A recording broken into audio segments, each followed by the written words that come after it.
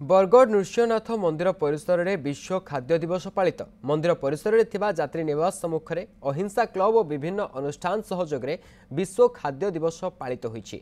एठारे लोके किपरि पारंपरिक खाद्य और सारमुक्त खाद्य व्यवहार करेंगे ताकू प्रोत्साहन दि जाइछि। ए कार्यक्रम में मुख्य अतिथि भाव में पूर्वतन सांसद प्रभात सिंह और सम्मानित अतिथि भाव में पद्मश्री हलधर नाग उपस्थित देइथिले।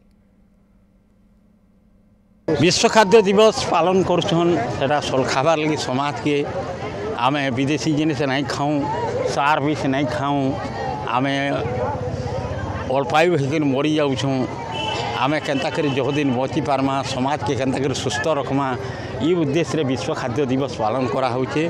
तो आमर स्वप्न है जे दुनियाटा गोटे केन्ता विषमुक्त हो आम जेन विश्व खाद्य दिवस आज सारा पृथ्वी पालन करा होचे।